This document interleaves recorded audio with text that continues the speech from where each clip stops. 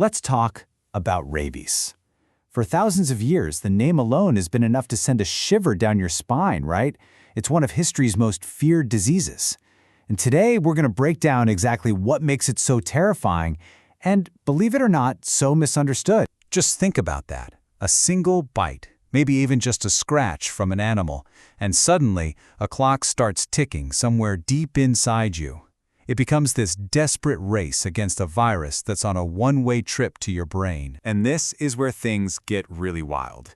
You're looking at the stunning central paradox of rabies.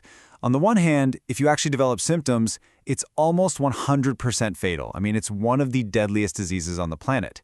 But on the other hand, it's also nearly 100% preventable. So what gives? How can both of those things possibly be true? To get our heads around that, we've got to start at the very beginning of the story. Think of this as our deadly introduction. That countdown clock we talked about, it almost always starts with saliva from an infected animal getting into your body. Now, you might immediately think of bats, and yeah, in places like the Americas, they're a known risk. But get this, on a global scale, the story of rabies is overwhelmingly about dogs.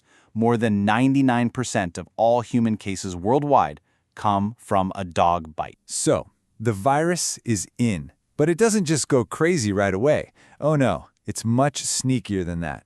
It begins this slow, methodical journey through your body. A true, silent invasion. Okay, so here's how it works. The rabies virus is what scientists call neurotropic, which is a fancy way of saying it's obsessed with the nervous system. After the bite, it enters your muscle tissue and just hangs out, quietly making copies of itself. Then, it finds a nearby nerve ending and hijacks it. It uses that nerve to crawl its way to the spinal cord, and once it's there, boom, it's found a superhighway with a direct express lane straight to the brain. And this journey isn't fast. That's the really bizarre thing about rabies. The time from the bite to the first symptoms, the incubation period, is usually about 1 to 3 months. But it can be as short as a week, or it can be more than a year. There's even a documented case where it took 8 years for symptoms to show up. Now, that huge, unpredictable window is terrifying for sure. But, as you're about to see, it's also the golden opportunity. It's the T to survival. The very first signs that the virus has won the race to your central nervous system are, well, they're super vague. Stuff you might just brush off. A weird tingling or itching at the bite wound, a fever, a headache. These are the first rumbles from your body that the silent war is over and the real battle has begun. But here's the crucial part. This is a race you can absolutely win. Because inside that long, unpredictable incubation period, we have a window of opportunity. A window for a life-saving intervention that can stop the virus dead in its tracks. What you do in the moments right after a bite or scratch is, and I can't stress this enough, absolutely critical. The single most important thing you can do is wash that wound. And not just a quick rinse. We're talking soap and water for a full 15 minutes. It sounds so simple, but that one act can physically remove a massive amount of the virus and slash your risk. And then, without a doubt, you seek medical help immediately. Don't wait. Okay, so you get to a doctor. They aren't just guessing. They'll use clear guidelines, like these from the World Health Organization, to figure out the risk. It's broken into 3 categories. Category I is just touching an animal or getting licked on skin that isn't broken. No treatment needed, thankfully. Category 2 is a minor scratch or a nibble where the skin isn't broken. That calls for wound care and a vaccine. But Category 3, that's the most serious. Any bite that breaks the skin, or even just getting saliva on an existing cut, that requires the full, immediate treatment protocol to save your life. And that life-saving treatment is called post-exposure prophylaxis, or PEP for short. It's exactly what it sounds like, a medical treatment you get after you've been exposed to stop the disease from ever taking hold.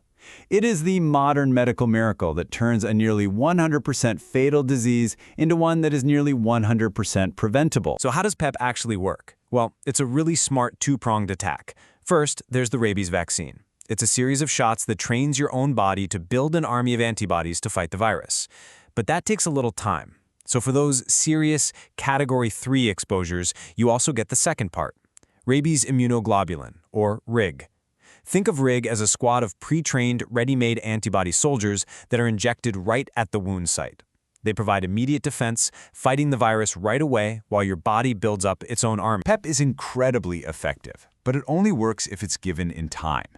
So what happens if that window is missed? Well, this is when the story takes its darkest turn.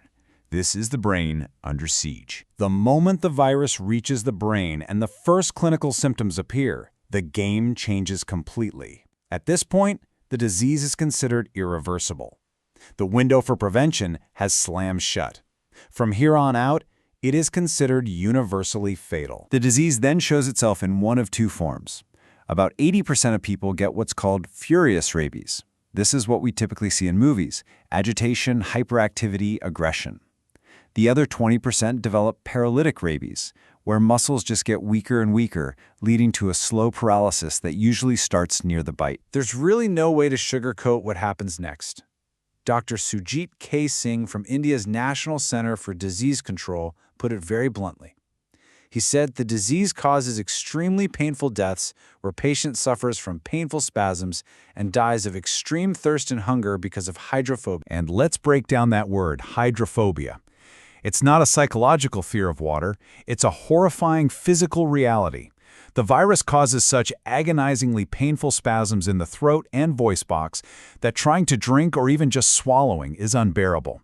And in its own grim way, this is the virus's master plan. If the host can't swallow, the saliva, now loaded with the virus, stays in the mouth, making it easier to transmit through another bite. Now, that is a truly horrifying picture. But the story of rabies today doesn't have to end in tragedy. It absolutely doesn't. We have the tools. We know how to beat it. And that's why, around the world, the goal is shifting. The goal is now 0 deaths. Despite being almost completely preventable, rabies still kills an estimated 59,000 people every single year. Let that sink in for a second. That's one person every 9 minutes dying from a disease we know how to stop. And this burden is not spread out evenly, not even close. If you look at this chart, you'll see that over 95% of all these deaths happen in Asia and Africa. They hit poor, rural communities the hardest, the very people who have the least access to the medicine that could save them. But there is a global plan.